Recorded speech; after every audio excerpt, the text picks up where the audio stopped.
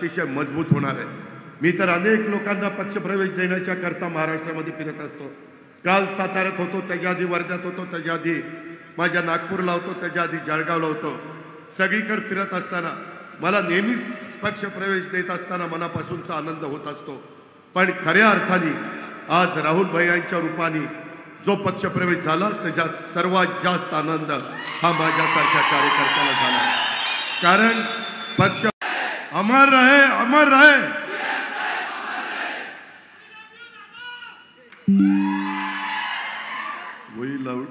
I love you too। मित्रांनो, मंत्रिमंडळातील माझे सहकारी, लाडक्या बहिणींनो, माझ्या मित्राला म्हणलं गैरसमज करून घेऊ नका। मंत्रिमंडळातील माझे सहकारी हसन मुश्रीफ साहेब, माजी आमदार राजेश पाटील, माजी आमदार के.पी. पाटील, मानसिंगराव गायकवाड, बाबासाहेब पाटील, आदिल फरास, नवीद मुश्रीफ, अरुणराव डोंगळे, युवराज पाटील, मधुकर जांभळे, भैया माने, शिवाजी देसाई, धैर्यशील पाटील कौलवकर, जितेंद्र सलगर, पैलवान शिवाजी कवठेकर, पैलवान संभाजीराव पाटील, श्रुती काटकर, अपर्णा पाटील, अश्विनी धोत्रे, शशिकला रोटे, शिल्पा पाटील, आपले सरपंच सडोलीचे अमित पाटील, माझ्या कोल्हापूर, करवीर आणि आज सगळ्या भागातून आलेले सर्व आमचे जीवाभावाचे सहकारी आणि मित्रांनो, खऱ्या अर्थाने मी आज आपल्या सडोलीच्या परिसरात, करवीरच्या परिसरामध्ये, कोल्हापूरच्या परिसरामध्ये येण्यामागचं कारण म्हणजे आपल्या सगळ्यांचे अतिशय एक जवळीक निर्माण करणारे, तुमच्यावर मनापासून प्रेम करणारे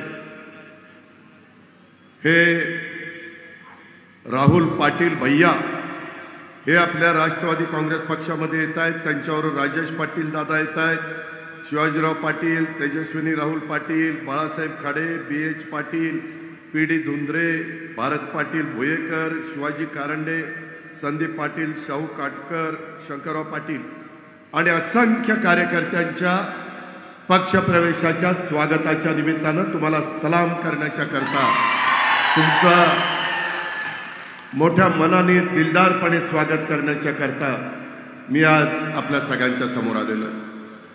मित्रांनो, एकंदरीतच आजच्या मेळाव्याच्या निमित्तानं अनेक माझे या परिसरातले कार्यकर्ते, पदाधिकारी, कष्टकरी, शेतकरी, माझ्या लाडक्या बहिणी, माझ्या माता, पत्रकार, युवा मित्र खूप जण मोठ्या संख्येने आला, मोठ्या अपेक्षा घेऊन आला।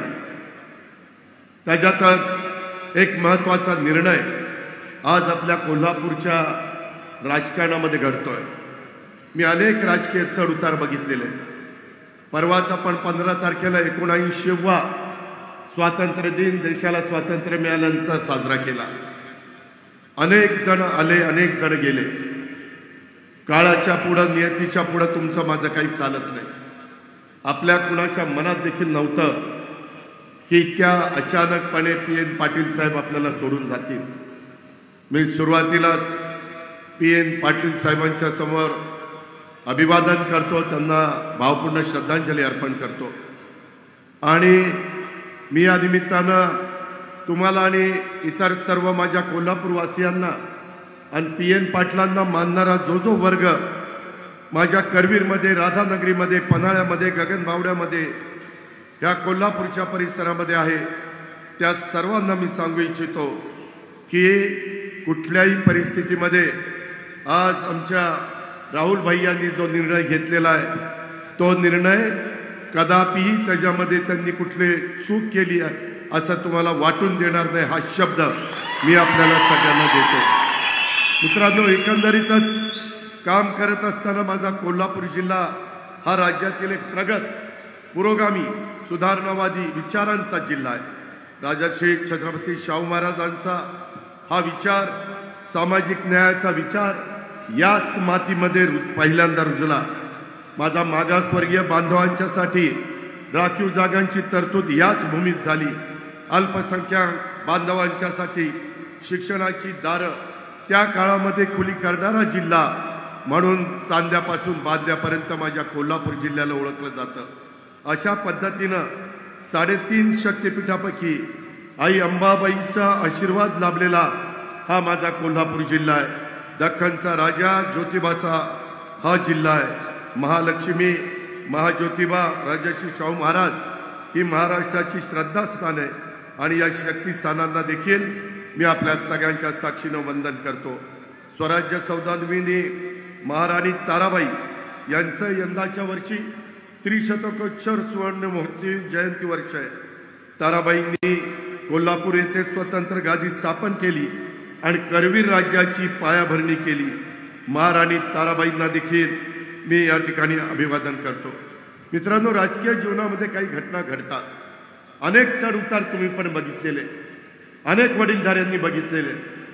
आत्ताच्या काळामध्ये आम्ही महाराष्ट्राच्या भल्याकरता, देशाच्या सर्वांगीण विकासाच्या करता, महाराष्ट्रातला माझा कष्टकरी, माझी लाडकी बहीण, माझा तरुण तरुणी, माझा कुठल्याही घटकातला माझा शेतकरी हा तिथं कुठंतरी विकासाच्या बाबतीमध्ये मागे राहू नये, त्याकरता आम्ही सगळेजण शाहू फुले आंबेडकरांच्या विचारधारेनंच महायुतीच्या सरकारमध्ये सामील झालेलो आहे। आम्ही विचारधारा सोडलेली नाहीये। ही गोष्ट मी साधारण प्रत्येक सभेमध्ये सांगत असतो। देशामध्ये नरेंद्र मोदी साहेबांच्या नेतृत्वाखाली देश प्रगती करतोय, अनेक चढ उतार येत आहेत। मध्ये अमेरिका आणि युक्रेनचं युद्ध आपण बघितलं, मध्ये वाकड्या नजरेनं पाकिस्तान सारखं राष्ट्रमधनं कुरगुड्या करतं त्यांना जशास तसं उत्तर देण्याचं काम हे देखील पंतप्रधान नरेंद्र मोदींच्या नेतृत्वाखाली झालं। आणि शेवटी आपण ह्या भागामध्ये काम करत असताना आपला देश, आपलं राज्य, आपला जिल्हा, आपला परिसर हा सुरक्षित राहिला पाहिजे, हा स्पर्धेच्या युगामध्ये टिकला पाहिजे, त्याच्यामध्ये सगळ्यांच्या चेहऱ्यावर समाधान दिसलं पाहिजे, हीच भावना राष्ट्रवादी काँग्रेस पक्षाची आहे। आणि त्याच भूमिकेतनं पुढे जात असताना आम्हाला नव्या दमाचे, नव्या विचारांचे, जीवाला जीव देणारे अशा पद्धतीचे सहकारी हे त्या ठिकाणी हवे। आणि म्हणून सातत्याने मी महाराष्ट्राच्या वेगवेगळ्या भागामध्ये आठवड्यातले 4 दिवस जात असतो आणि त्याच्यातून वेगवेगळ्या सहकाऱ्यांची चर्चा करत असतो। स्वर्गीय यशवंतराव चव्हाण साहेबांनी पहिल्यांदा तुमच्या माझ्या महाराष्ट्राला बेरजेचं राजकारण काय असतं ते शिकवलेलं आहे। बेरजेचं राजकारण करत असताना ज्यांचे विचार चांगले आहेत, ज्यांची प्रतिमा चांगली आहे, ज्यांची समाजामध्ये इज्जत आहे, जे समाजाच्या सर्व घटकाला बरोबर घेऊन जातात, अशी लोक शोधायची असतात, अशा लोकांना आपलंसं करायचं असतं। चव्हाण साहेबांनी आधुनिक महाराष्ट्राचा पाया रचताना महाराष्ट्राच्या राजकारणाला एक सुसंस्कृत चेहरा देण्याचं काम त्या काळामध्ये केलं आणि पायाभूत सुविधा उभारल्या।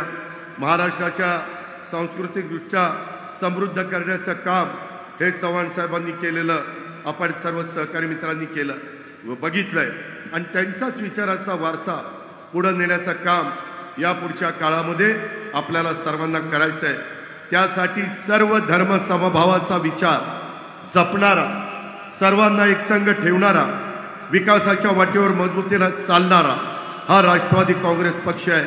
हे इतक्या वर्षांच्या राजकीय आणि सामाजिक जीवनातल्या अनुभवाच्या नंतर माझ्यासारखा कार्यकर्ता ठामपणे सांगू इच्छितो। करवीरकरांनो, कोल्हापूरवासियांनो, आजचा दिवस राष्ट्रवादी काँग्रेस पक्षाच्यासाठी आणि माझ्या कोल्हापूर जिल्ह्याच्यासाठी, माझ्या पश्चिम महाराष्ट्राच्यासाठी, करवीरच्या तालुक्यासाठी एक ऐतिहासिक दिवस आहे असं म्हटलं तर वावगं ठरणार नाही। जिल्ह्याचा एक लोकप्रिय, दमदार, विनयशील, संवेदनशील, मनमिळावू स्वभावाचा माजी आमदार स्वर्गीय PN पाटील साहेबांना मानणारे आणि त्यांच्यावर प्रेम करणारे असंख्य सहकारी, एक आश्वासक नेतृत्व म्हणून आमच्या राहुल भाई यांच्याकडे बघतात, आमच्या राजेश पाटलांच्याकडे बघतात। आणि त्याच्यामुळं हे सगळं करत असताना त्यांच्यासोबत तुम्ही हजारो कार्यकर्ते जे काही आज पक्षप्रवेश करतायत, माझे नगरसेवक आहेत, भोगावती कारखान्याचे अनेक संचालक बोर्ड आहे, त्याच्यामध्ये इतर संस्थांचे बँकेचे सहकारी आहेत, बाजार समितीचे सहकारी आहेत, वेगवेगळ्या संस्थांच्या मध्ये काम करणारे कार्यकर्ते आहेत आणि ह्यांनी आज पक्षप्रवेश केलेला आहे। आपल्या सर्वांचं राष्ट्रवादी काँग्रेस पक्षाचा राष्ट्रीय अध्यक्ष यांना त्यांनी मी आमच्या राहुल भैयांच्या सकट आपल्या सगळ्यांचं मनापासून स्वागत करतो। तुम्ही सर्वांनी एक चांगल्या पक्षाची निवड केलेली आहे। तुमच्या पक्षप्रवेशामुळे आपल्या कोल्हापूरमध्ये आपल्या ह्या सगळ्या परिसरामध्ये राष्ट्रवादी काँग्रेस पक्षाची ताकद वाढणार आहे। राष्ट्रवादी काँग्रेस पक्षाचा विचार कोल्हापूर जिल्ह्याच्या आणि इथल्या वेगवेगळ्या घराघरामध्ये पोहोचवण्याचं काम या निमित्तानं होणार आहे।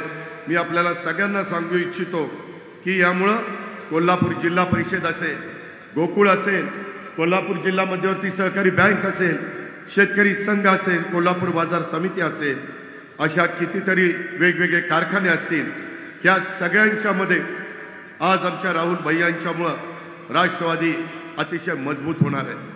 मी तर अनेक लोकांना पक्षप्रवेश देण्याच्या करता महाराष्ट्रामध्ये फिरत असतो। काल साताऱ्यात होतो, त्याच्या आधी वर्ध्यात होतो, त्याच्या आधी माझ्या नागपूरला होतो, त्याच्या आधी जळगावला होतो। सगळीकडे फिरत असताना मला नेहमी पक्षप्रवेश देत असताना मनापासूनचा आनंद होत असतो। पण खऱ्या अर्थाने आज राहुल भैयांच्या रूपाने जो पक्षप्रवेश झाला त्याच्यात सर्वात जास्त आनंद हा माझ्यासारख्या कार्यकर्त्याला झाला।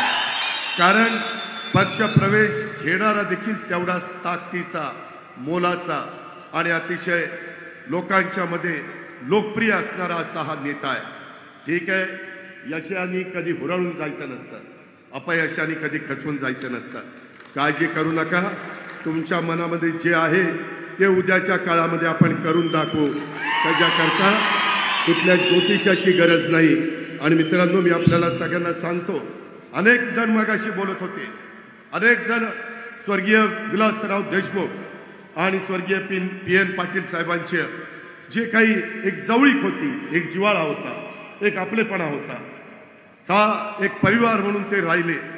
आणि तुम्ही सांगितलं की नेहमी सडोली आणि बाबळगाव त्यांचं एक जवळीकीचं नातं महाराष्ट्रातल्या जनतेने आजपर्यंत पाहिलं।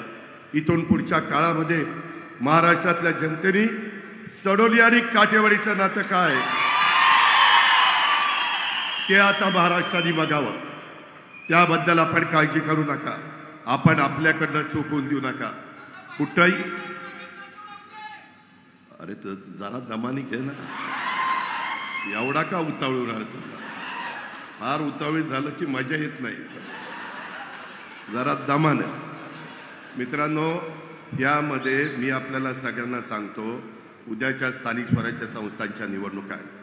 वेगवेगळ्या निवडणुकीच्या निमित्तानं त्याच्यातनं आपल्याला पक्षाची आपली ताकद वाढवता येते, राष्ट्रवादी काँग्रेसमय वातावरण करता येतं। मी आपल्याला सगळ्यांना सांगू इच्छितो, एकंदरीतच इथून पुढच्या काळामध्ये वाटचाल करत असताना आमच्या राहुल भैयांनी पण सांगितलं की दादा, जसं PN पाटलांच्या पाठीशी विलासराव देशमुख उभे राहिले त्याच पद्धतीनं तुम्ही आम्हाला आधार द्या। मी हजारो कार्यकर्त्यांच्या साक्षीनं सांगतो, हा अजित पवार राहुल भैयाला तशाच पद्धतीचा आधार देईल। त्याबद्दल आपण काळजी करू नका। वेगवेगळ्या पद्धतीच्या अनेक प्रकारची कामं आपल्याला सगळ्यांना करायची, आणि ह्या सगळ्या गोष्टी करत असताना माझी आपल्याला विनंती आहे की ही तर सुरुवात आहे। आपल्याला उद्याच्या काळामध्ये संपूर्ण जिल्ह्यामध्ये हे वातावरण तयार करायचं आहे, आणि हे वातावरण तयार करत असताना प्रश्न पण आहे, वेगवेगळ्या समस्या आहेत, त्या काही जादूच्या कांडीप्रमाणे एका फटक्यात आपल्याला सोडवता येत नाही। पण मला प्रशासनाचा अनेक वर्षाचा अनुभव आहे। मी आजच सकाळी तुमच्याकडे येत असताना 3 तास महानगरपालिका कोल्हापूर, इचलकरंजी महानगरपालिका, जिल्हा परिषद कोल्हापूर, आपले कोल्हापूर जिल्हा, आपले पोलीस खातं, या सगळ्यांची आढावा बैठक आपले मंत्री महोदय मुश्रीफ साहेब होते, खासदार धैर्यशील माने होते, अनेक आमदार तिथं उपस्थित होते। मित्रांनो, मी कामाचा माणूस आहे, मी सकाळी 6 वाजल्यापासून काम करत असतो, मला कामाची आवड आहे। मी काही वेगळं काही करण्याकरता करत नाही। आईबापाच्या पोटी जन्माला आल्यानंतर सारखं सारखं अशा प्रकारचं आयुष्य आपल्याला मिळत नसतं। मिळालेल्या आयुष्याचा उपयोग हा समाजातल्या शेवटच्या माणसाच्या करता करायचा असतो, आणि ते स्वप्न उराशी बाळगून आम्ही सगळेजण काम करतो। जातीचा, पातीचा, नात्याचा, गोत्याचा विचार मी करत नाही, त्याच्या संदर्भामध्ये एक माणुसकीचा विचार मी करत असतो। आपला पक्ष देखील तोच विचार करत असतो। आणि त्यामुळं पुढं जात असताना आता भोगावती कारखान्याच्या बद्दल आज राहुल भैया इकडे येत असताना त्यांनी कुठली अट घातली नाही किंवा असंही सांगितलं नाही की अजित पवार तुम्ही भोगावती कारखान्याला मदत करा तर मी घेतो. त्यांनी तसं काही सांगितलं नाही. कामं तर ही करायचीच असतात. त्याच्याकरता जनतेने आम्हाला निवडून दिलं. त्याच्याकरता 6 वेळेला या राज्याचा उपमुख्यमंत्री होण्याचा संधी माझ्यासारख्या कार्यकर्त्याला मिळाली. तुम्ही सगळेजण शेतकरी आहात, मी शेतकरी आहे, राहुल भैया शेतकरी आहे. शेतकरी ही तुमची माझी जात आहे आणि त्याच्यामुळं आपल्या शेतकऱ्याला कुठं अडचण येता कामा नये हे माझ्यासारख्या कार्यकर्त्याचं ध्येय आहे. तेच आमच्या महायुती सरकारचं ध्येय आहे. त्याचकरता देवेंद्रजी, एकनाथराव, मी आणि मुश्रीफ साहेब पण बाकीचे सगळे काम करत असतात. त्याबद्दल तुम्ही चिंता बाळगू नका. वेगवेगळ्या बातम्या येतील जातील, त्याच्यावर भरोसा करू नका. आत्ता थोडक्यात आपल्या राहुल भैयांना अपयश आलं, पण मी महाराष्ट्रातल्या सगळ्या कार्यकर्त्यांना सांगत असतो, बाबांनो, अपयशाने खचून जाऊ नका आणि यशाने हुरळून जाऊ नका. कालच्या लोकसभेच्या निवडणुकीमध्ये आम्हाला 48 पैकी फक्त 17 जागा निवडून आल्या. आम्ही खचलो नाही. आम्ही पुन्हा जनतेच्या दारात गेलो. जनता जनार्दन सर्वस्व आहे. त्यांचा विश्वास पुन्हा संपादन केला. माझ्या लाडक्या बहिणीचा विश्वास संपादन केला. कुठं आम्ही कमी पडलो असं दुरुस्त करू असं सांगितलं आणि त्याच्यातनं पुन्हा विधानसभेला सामोरं गेलो आणि त्याच्यातून मोठ्या संख्येने आमचे आमदार निवडून आले. परंतु मित्रांनो, हाच काळ सतत राहत नसतो. चढ उतार असतात. 5 महिन्याच्या पूर्वीची लोकसभेची निवडणूक आणि 5 महिन्यांनी विधानसभेची निवडणूक, फरक झाला की नाही? झाला. फरक नाही म्हणून चालणार नाही. तशा पद्धतीनं उद्याच्या काळामध्ये आज आपल्या स्वर्गीय PN पाटील साहेब हयात नसले तरी वरून ते आपल्याकडे बघताय. आपला कार्यकर्ता कुठं चुकता कामा नये. दिवसा एक रात्री एक असला धंदा करता कामा नये. जीवाला जीव देण्याचं काम तुम्ही PN पाटलांच्या बाबतीमध्ये केलं. काकणपर त्याच्यापेक्षा जास्त काम राहुल भैयांच्या बाबतीमध्ये तुम्हाला सगळ्यांना करावं लागणार आहे आणि हे केल्यानंतर तुमचंही त्याच्यातनं सगळ्यांचं भलं होणार आहे. शेवटी आपल्याला नेता तसा निवडायचा असतो. ही गोष्ट आपण सगळ्यांनी या निमित्तानं ध्यानामध्ये घेतली पाहिजे. मित्रांनो, अनेक गोष्टी त्या बाबतीमध्ये आहेत. तसं बघितलं तर आपल्या सगळ्यांना माहिती आहे PN पाटील साहेब हे तसं बघितलं तर कोल्हापूरच्या राजकीय सहकारी क्षेत्रातलं एक महत्त्वाचं नाव म्हणून त्यांनी त्यांची ओळख निर्माण केली. मलाही त्यांच्याबरोबर 10 वर्ष आमदार म्हणून बरोबर कामाची संधी मिळाली. मला 8 वेळेला माझ्या बारामती तालुक्यातील लाखो मतांनी आमदार केलंय आणि अनेकांच्या बरोबर तुमच्या इथं पूर्वी संपतराव पवार आमदार होते, त्यांच्याही बरोबर मी 2 वेळेला काम केलेलं आहे आणि आमच्या PN पाटलांनी पण कोल्हापूरच्या विकासासाठी, माझ्या कोल्हापूरवासियांच्या, शेतकऱ्यांच्यासाठी, सामान्य माणसांच्यासाठी अथक परिश्रम घेण्याचं काम केलं. त्यांनी राजीव गांधींना आपला नेता मानलं, विलासराव देशमुखांना नेता मानलं. कुठंही काही अडचणी आल्या तरी त्यांनी त्यांना कधी सोडलं नाही. त्यामुळं त्यांना मानणारा फार मोठा वर्ग हा माझ्या कोल्हापूर जिल्ह्यामध्ये आहे. याची नोंद आपण सगळ्यांनी घेतली पाहिजे. महाराष्ट्राने त्याची नोंद घेतलेली आहे आणि त्यांचे सुपुत्र राहुल भैया आणि राजेश पाटील त्यांचा वारसा सक्षमपणे पुढे नेण्याचं काम करतायत. त्याच्यामध्ये तुमचा भरभक्कम पाठिंबा पाहिजे. महाराष्ट्र विकासासाठी आम्ही कटिबद्ध आहोत. त्याच्यामध्ये येणाऱ्या अडचणी सोडवण्याच्या करता आम्ही प्रयत्नशील आहोत. त्यामध्ये मला येतानाच काही कार्यकर्ते भेटले, सकाळी सर्किट हाऊसला काही भेटले.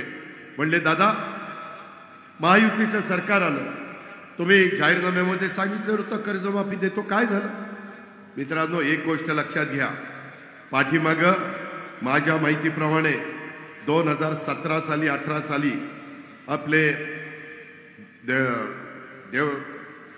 देवेंद्र फडणवीस साहेब मुख्यमंत्री असताना त्यांनी त्या ठिकाणी कर्जमाफी केलेली होती. त्याच्यानंतरच्या काळामध्ये आम्ही महाविकास आघाडीतनं आलो. आम्ही पण कर्जमाफी 2019ला सुरुवातीला केली. परंतु ह्या सगळ्या गोष्टी करत असताना तुम्ही मला सांगा की साधारण 17ला कर्जमाफी झाली, नंतर 19ला कर्जमाफी झाली. एकदा छत्रपती शिवाजी महाराजांच्या नावाने केली, एकदा महात्मा ज्योतिराव फुले यांच्या नावाने केली. पण जो कर्ज फेडणार आहे तो शेतकरी म्हणायला लागला की जो कर्ज फेडत नाही त्याची माफ करतात आणि आम्ही काय कर्ज फेडतो म्हणून काही चूक करतो का? मित्रांनो, शेवटी आर्थिक शिस्त देखील असावी लागते. उद्याच्याला कोल्हापूर जिल्हा बँकेचे चेअरमन इथं बसले. मी पुणे जिल्हा मध्यवर्ती सहकारी बँक चालवतो ना. आपला नितीन पाटील खासदार आपला सातारचा राष्ट्रवादीचा, तो सातारा जिल्हा मध्यवर्ती सहकारी बँक चालवतो. असे अनेक जण अनेक बँका चालवतात आणि त्याच्यामुळं वसुलीवर व्हायला लागला परिणाम. मी माझ्या राजकीय जीवनामध्ये बघितलंय. माझ्या महाराष्ट्रामध्ये 36 जिल्ह्यात वेळेमध्ये घेतलेलं कर्ज फेडणारा जर कुठला शेतकरी असेल तर त्याचा पहिला क्रमांक लागतो कोल्हापूरच्या शेतकऱ्याचा. मी 10 वर्ष तुमचा ऊर्जा मंत्री होतो. 10 वर्षामध्ये सर्वात व्यवस्थितपणे विजेचे बिल भरणारा जर महाराष्ट्रामध्ये कोणता जिल्हा होता तर तो राजर्षी शाहू महाराजांचा कोल्हापूर जिल्हा होता. असा इथला 72 शेतकरी आहे. कष्टाळू आहे, मेहनत घेणार आहे, काळ्या आईची मारे सेवा करणार आहे. आणि त्याच्यामुळं आम्ही विचार असा केला की 3 हॉर्सपॉवर, 5 हॉर्सपॉवर, 7.5 हॉर्सपॉवर या विजेची बिलं माफ करायची. त्याच्यामध्ये विजेची बिलं माफ करली तरी मला राज्य सरकारच्या तिजोरीतनं महावितरणला 20,000 कोटी रुपये द्यावे लागतात. 44 लाख शेतकऱ्यांना, राज्यातल्या 44 लाख शेतकरी आपण 3, 5, 7.5चा त्यांना फायदा करून देतो. मोफत वीज देतो, पण पैसे मात्र सरकार भरतं. राज्यातल्या 8,08,000 शेतकऱ्यांना आता सोलरवर वीज निर्मिती, तो पंप देण्याचं काम आपण करतोय. 24,000 कोटीची तरतूद केलेली आहे की माझ्या शेतकऱ्याला पुन्हा कधी रात्री अपरात्री शेतामध्ये पाणी द्यायला जायला लागू नये. कुठं कुठं त्याच्या वन्य प्राणी येतात, रात्रीची भीती असते. काही भागात बिबट्या येतो, रानगवे येतात, काही भागामध्ये हत्तीचे कळपच्या कळप येतात आणि त्याच्यातनं माझ्या शेतकऱ्याचा जीव धोक्यात जातो. आणि म्हणून सकाळी दिवस उजाडला, बटन दाबायचं, मोटर चालू. दिवस मावळला, मोटर बंद, नाही केली तरी आपोआप बंद. कारण सूर्यप्रकाश गेला, आपल्या घरी जायचं, बायका पोरात राहायचं, मस्तपैकी जेवायचं, खावायचं, गप्पा मारायच्या आपल्या बायका पोरात. हे लक्षात ठेव. ही हसली ना, यांच्या मनात काहीतरी वेगळं आहे. मित्रांनो, गमतीत वाद जाऊ द्या, पण ह्या पद्धतीनं आपण सवय लावतो. कारण माझ्या शेतकऱ्याला कधीच आठवड्यातले 3 दिवस रात्री, 4 दिवस दिवसा, 4 दिवस रात्री, 3 दिवस दिवसा असा प्रसंग येऊ नये. कारण आपण शेवटी शेतकरी आहोत आणि त्याच्यामुळं ह्या कामाच्या करता देखील 24,000 कोटी, मगाच्या कामाच्या करता 20,000 कोटी दरवर्षी भरावे लागतात. इथं माझ्या लाडक्या बहिणी बसल्या, तुम्हाला सगळ्यांना नमस्कार. परवाच भाऊबीज झालेली आहे, आता रक्षाबंधन झालेलं आहे, पुढं भाऊबीज पण जवळ आलेली आहे, आपल्या ऑक्टोबरमध्येच आहे. भावाच्या नात्याने आम्ही कधी तुम्हाला अंतर पडू देणार नाही हा शब्द माझा लाडक्या बहिणींना आहे. आणि त्या पद्धतीनं आमचं सगळ्यांचं काम चाललंय. माझ्या लाडक्या बहिणींच्या करता दरवर्षी शासनाच्या तिजोरीवर 45,000 कोटी रुपये आपण त्या बाबतीमध्ये तरतूद करून ठेवतो. आम्ही उपकार करत नाही. आमच्या गोरगरीब लाडक्या बहिणींना मदत करणं हे आमचं काम आहे. शेवटी आमच्या महिलांना समाजामध्ये मान मिळाला पाहिजे, सन्मान मिळाला पाहिजे, प्रतिष्ठा मिळाली पाहिजे. त्याच्यामध्ये कुठंही कुणी आमच्या बहिणीकडं, आमच्या मुलीकडं, आमच्या मातेकडं वाकड्या नजरेने बघता कामा नये. ती आर्थिक बाबतीमध्ये पण तिला काही अधिकार असला पाहिजे. तिला थोडीशी मदत केली, बिघडलं कुठं? शेवटी हे राज्य सर्वसामान्य जनतेच्या करता असतं. मोठी लोक कशाही पद्धतीनं राहू शकतात, पण गरिबांनी काय करायचं? म्हणून त्यांच्याकरता पंतप्रधान आवास योजना आणलेली आहे. प्रत्येक गरिबाला, तो कुठल्याही जातीचा धर्माचा असू द्या, तो बेघर असेल तर त्याला आम्ही घर देणार. आज सकाळीच त्याचा आढावा घेतला. चीफ एक्झिक्युटिव्ह ऑफिसरला सांगितलं, कमी जर घरं पडत असतील तर सांगा, उद्दिष्ट वाढून देतो. पण माझ्या कोल्हापूरमधला, जिल्ह्यातला एक देखील कुठल्याही जाती धर्माचा जर व्यक्ती असेल तर तो गरीब असेल, बेघर असेल तर त्याला आपल्याला घर द्यायचं आहे. तो कार्यक्रम आपण राबवतोय. आम्ही 0% व्याजाने तुम्हाला पीक कर्ज देतो 3 लाखापर्यंत. सावकाराच्या दारामध्ये माझ्या शेतकऱ्याला कोल्हापूरच्या आपण जायला लावत नाही. स्वतः जिल्हा बँकेचे चेअरमन बसलेत, बोर्ड बसले, सगळे मिळून ते काम करताय. आज तोही एक प्रकारची मदत आपण त्या शेतकऱ्याला करतोय. त्याचबरोबर आपण केंद्र सरकार, राज्य सरकार दरवर्षी 12,000 रुपये शेतकऱ्यांच्या अकाउंटला डीबीटी, त्यांच्याही अकाउंटला डायरेक्ट डीबीटी. काहींनी त्याच्यामध्ये गैरफायदा घेतलाय, त्यांना आम्ही कमी करू. काही जण आमच्यावर आरोप करताय की इथं भ्रष्टाचार झालाय. मित्रांनो, काम करत असताना सगळ्या गोष्टी डीबीटी डायरेक्ट त्यांच्या अकाउंटमध्ये पैसे टाकतोय. कुठेही भ्रष्टाचार होता कामा नये ह्याबद्दलची काळजी घेतोय. पारदर्शकता कशी असते तो आणण्याचा आम्ही प्रयत्न करतोय. मुख्यमंत्री करतात, दोन्ही उपमुख्यमंत्री करतायत, अख्खा मंत्रिमंडळ करतायत. परंतु विरोधकांच्या काळात कुठला मुद्दा नाही आणि त्याच्यावर विरोधक अशा प्रकारचा मुद्दा काढतात आणि लोकांची दिशाभूल करतात. पराभव झाला तर दिलदारपणे मान्य केला पाहिजे. मतांची चोरी केली, अरे कुणी चोरी केली? खोटं का बोलता? रेटून बोलायचं पण खोटं बोलायचं, अशा पद्धतीचं काम सध्या विरोधी पक्षाचं चाललेलं आहे. आपण त्याच्यामध्ये लक्ष देऊ नका. मी तुमच्याशी कधी खोटं बोलणार नाही. जोपर्यंत जीवात जीव आहे तोपर्यंत जनतेला मी खरंच सांगेन. एखादी चूक झाली मी तुमच्या दारात येईल, तुमच्या पुढे सांगेन, हे माझं चुकलंय, मला माफ करा. कारण जो काम करतो तोच चुकतो. जो कामच करत नाही, त्याला कामच करत नाही, कसा चुकल? त्याच्यामुळं माझी आपल्याला विनंती, आम्ही अनेक चढ उतार बघितलेले. कधी माझ्याकडनं पण एखादा शब्द गेला, परंतु इथून पुढच्या काळामध्ये आपल्याकडनं चूक होऊन द्यायची नाही. आपण 13-14 कोटी जनतेचं प्रतिनिधित्व करतो. माझ्याकडनं चूक झाली म्हणजे ती महाराष्ट्रातल्या जनतेचा विश्वास, त्याला मी तडा दिला, असं ती घडेल. या पद्धतीनं आमचं महायुतीचं सरकार काम करत आहे. मित्रांनो, आजपासून तुम्ही राष्ट्रवादी काँग्रेस पक्षाचे घड्याळाचे त्या ठिकाणी सदस्य झालेला, कार्यकर्ते झालेला, इथून पुढच्या काळामध्ये देखील तुम्ही माझ्या करवीरमध्ये सगळीकडं फिरत असताना, तिथं काम करत असताना, माझ्या त्या सडोली परिसरामध्ये काम करत असताना, माझ्या कोल्हापूर परिसरात काम करत असताना तुमच्याकडनं देखील कुठली पण चूक होता कामा नये, अशा प्रकारची पण विनंती मी आपल्याला करीन. कारण त्याच्यातून पक्षाची बदनामी होईल, त्याच्यातनं आमच्यासारख्याला मान खाली घालावे लागेल, त्याच्यातनं तुमचाही कमीपणा आहे, लोक तुम्हालाही नावं ठेवतील. शेवटी आपल्याला आपला स्वतःची जे काही लोकांच्या मध्ये एक मान सन्मान प्रतिष्ठा असते ती जपायची असते. ते फार मोठं काम आपल्याला करायचं असतं आणि तशा पद्धतीनं तुम्ही आपण सगळे मिळून त्या बाबतीमध्ये करू.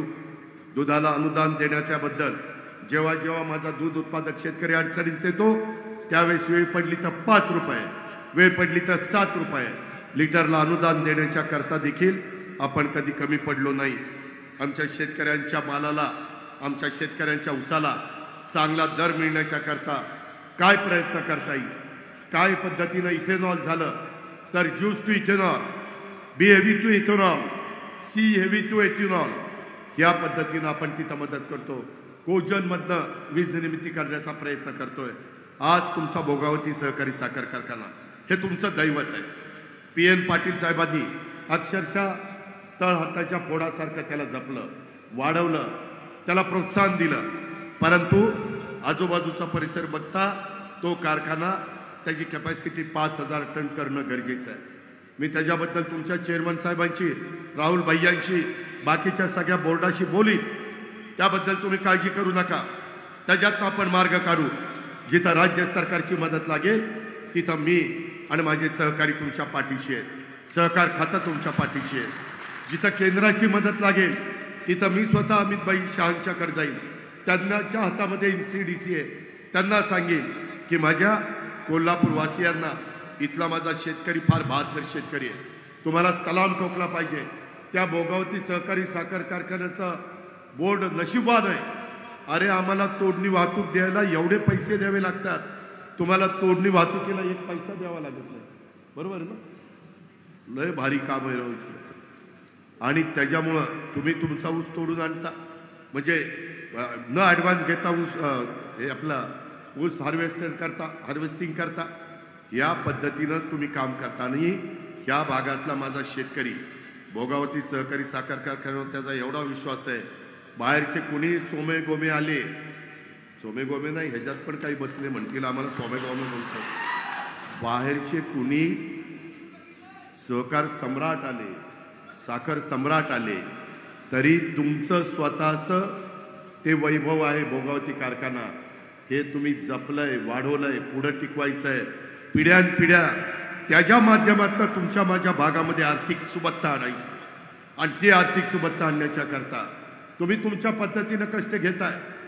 राहुल भैया तुम्हाला मदत करताय, चेअरमन प्रयत्न करताय, परंतु जिल्हा बँकेकडनं स्वतः मुश्रीफ साहेब आहे, राज्य स्तरावर मी आहे, माझे बाकीचे सहकारी बाबासाहेब पाटील सहकार मंत्री, आणि देश पातळीवर देखील आपण NDAचे प्रमुख या नात्याने अमित शाह साहेबांच्याकडे जाऊन ती कामं करू. त्याबद्दल देखील आपण कुठलीही शंका मनामध्ये बाळगू नका. त्याच्यामध्ये काटकसरीनं ही कारखानदारी आपल्याला चालवावी लागणार आहे. त्या पद्धतीनं आपण पुढे जाऊया. राहुल भैया हे तसं बघितलं तर उच्च शिक्षित आहे.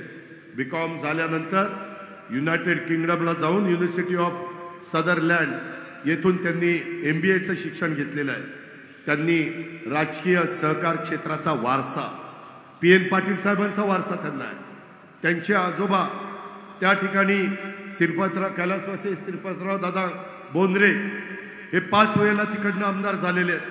त्यांनी पण म्हणजे आजोबांच्याकडनं वारसा आला, वडिलांचा वारसा, तुमच्या सगळ्यांच्या सहवासात ते लहानाचे मोठे झाले. राजेश पाटील असतील, आमचे राहुल भैया असतील, आणि त्याच्यामुळं या सगळ्याचा वारसा त्यांना मिळालेला असल्यामुळं ते तुमच्या सगळ्यांचं प्रतिनिधित्व. जिल्हा परिषदेमध्ये मला कुणी सांगितलं, दादा जिल्हा परिषदेत त्या वर्षी सर्वात जास्त मताधिक्यांनी निवडून आलेला एकमेव उमेदवार म्हणून राहुल भैयांची त्या ठिकाणी ओळख आहे. पण जरा विधानसभेला तुम्ही कमी पडला. इथं टाळ्या वाजवायच्या आधी तिथं जरा शिक्के सगळ्यांना आणून बटणं दाबली असती तर त्या पद्धतीनं, अरे होय मी मगाशी सांगितलं ना, काय स्टॅम्पवर लिहून देऊ, तुम्ही काळजी करू नका. तुम्ही फक्त राहुल भैयाच्या पाठीशी राहा. जिथं जिथं घड्याळाचे उमेदवार उभे केले जातील ते उमेदवार म्हणजे राहुल भैया आहे, एवढंच लक्षात ठेवायचं. आणि त्या पद्धतीनं आपण सगळ्यांनी काम करायचं. आणि ह्या पद्धतीनं त्यांनी अतिशय चांगल्या प्रकारे जिल्हा परिषदेचं अध्यक्षपद पण भूषवलेलं तुम्ही सगळ्यांनी अनुभवलं आहे, कोल्हापूरवासियांनी बघितलंय. म्हणजे त्यांची आता जिल्हा परिषद झाली, इथलं सगळं झालंय, आता तिकडं विधिमंडळ तिथं वाट बघतंय. त्याच्यामुळं तुम्ही, अरे थांब रे बाबा, तू माझी लिंक तोडतोय, मग लिंक तुटली की माझा मूड गेला की मग तुझं काही खरं नाही. तर त्याच्यामुळं आपण काही काळजी करू नका. 10 वर्षापासून राजीव जी सहकारी सूतगिरणी आपली दिंड नेरलीची आहे ती चेअरमन म्हणून त्यांनी उत्तम पद्धतीनं काम केलं. श्रीपादराव दादा सहकारी बँकेचे संचालक आहे, अनेक पुरस्कार त्यांना आतापर्यंत मिळाले. अशा पद्धतीनं अनेक दिवस माझ्या मनामध्ये असणारं गोष्ट आज घडलेली आहे. मी मुश्रीफ साहेबांना नेहमी म्हणायचो, अहो तुम्ही इतक्या वेळेला निवडून आला, इतक्या वेळेला मंत्री केला, अहो ती राहुल भैयाला आपल्याकडे आणायचा प्रयत्न करा. ते म्हणायचे चाललंय. मी व्यवस्थितपणे नियोजन माझं चाललेलं आहे.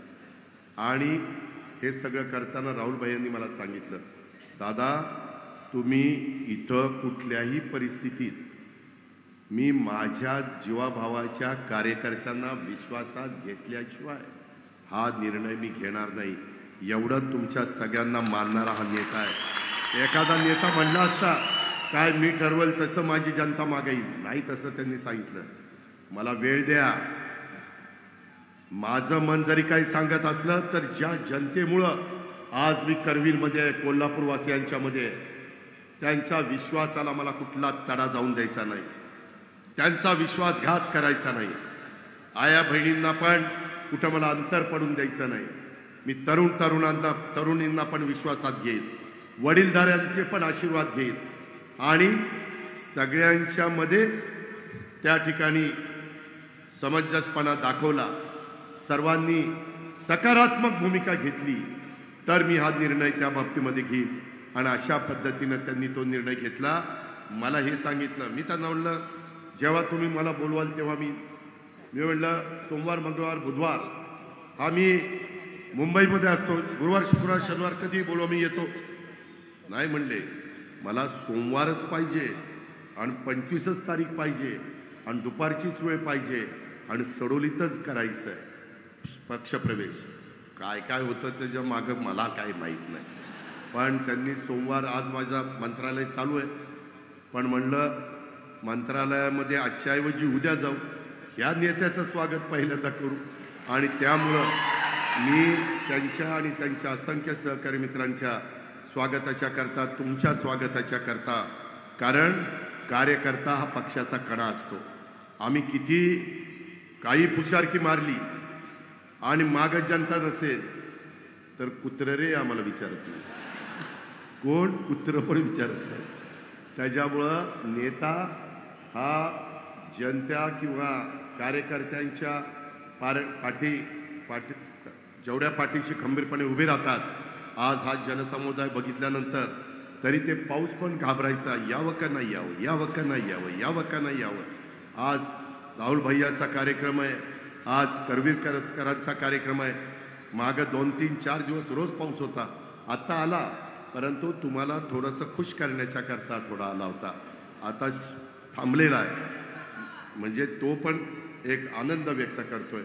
ह्या पद्धतीनं मित्रांनो, तुम्ही अजिबात कुठल्याही प्रकारची मनात तुमच्या खंत राहणार नाही, अशा पद्धतीचं काम राहुल भैया, हसन मुश्रीफ साहेब, बाबासाहेब पाटील, KP, आम्ही सगळेजण, राजेश पाटील, आपले भोगावती चेअरमन, त्यांचं सगळं बोर्ड, आम्ही सगळेजण मिळून करून दाखवू.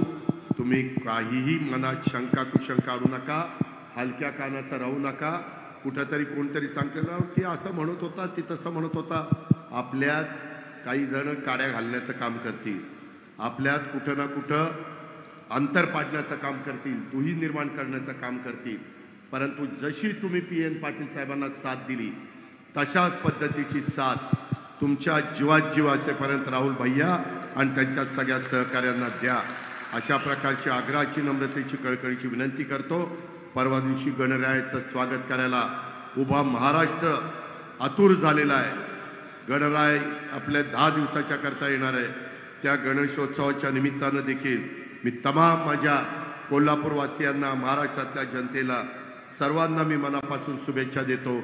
आणि राहुल भैया, राजेश पाटील, त्यांच्याबरोबर आलेले आमचे शिवाजीराव पाटील, तेजस्विनीताई पाटील, बाळासाहेब खाडे, BH पाटील, PD धुंद्रे, भारत पाटील भोयेकर, शिवाजी कारंडे, संदीप पाटील, शाहू काटकर, शंकरराव पाटील, आमचे सडोलीकर, आमचे करवीरकर, आमचे कोल्हापूरवासी, आमच्या PN पाटील साहेबांना मानणारा जे काही जीवाभावाचे सहकारी आहेत, त्या सगळ्यांचं मोठ्या मनाने मी मनापासून राष्ट्रवादी काँग्रेस पक्षामध्ये स्वागत करतो.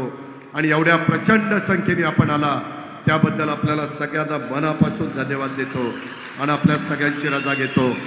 जय हिंद, जय महाराष्ट्र. कुणीही उठू नका. PN साहेबांची शिस्त